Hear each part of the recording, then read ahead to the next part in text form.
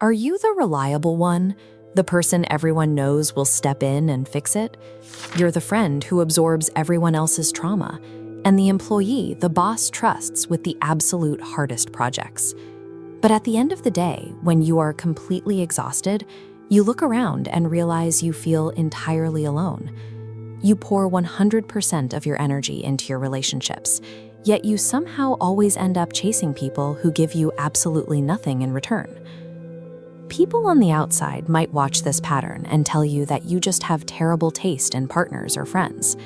Psychology suggests your choices aren't actually about taste at all. Instead, your relationships are likely being guided by a survival mechanism you developed long ago, one that is still running in the background today. Think back to how you grew up. Maybe you were the kid who had to play mediator every time your parents fought. Or maybe you learned how to read the emotional temperature of a room before you even learned how to read a book. You experienced a phenomenon called emotional parentification.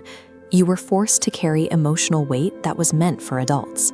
Around 8 years old, your brain made a subconscious calculation. You realized that no one is driving the ship, so you have to be strong.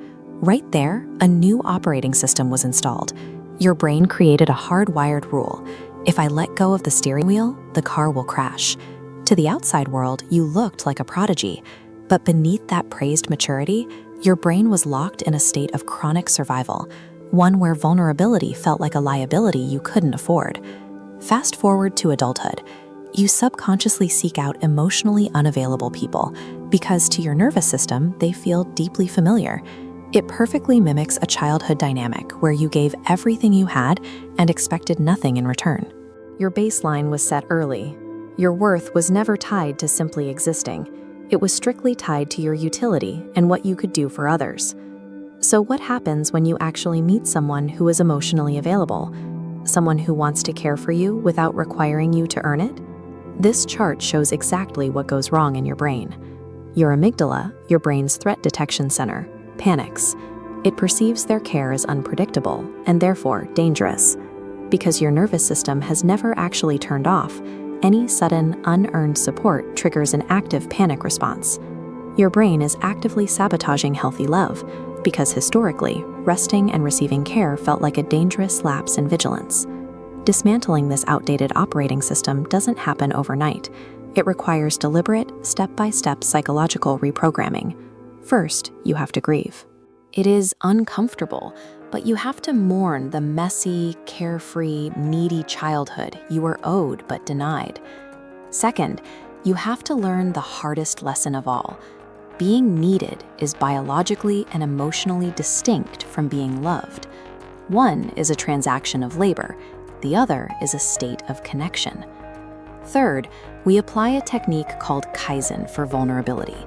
This means making the first step so microscopically small that your amygdala doesn't even wake up to ring the alarm bells.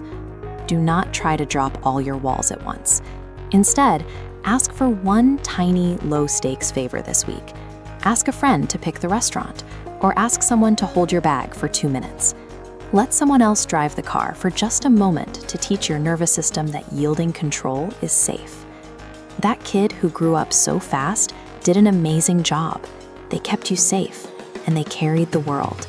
But the threat has passed. You don't have to carry it anymore, and it is finally safe to rest.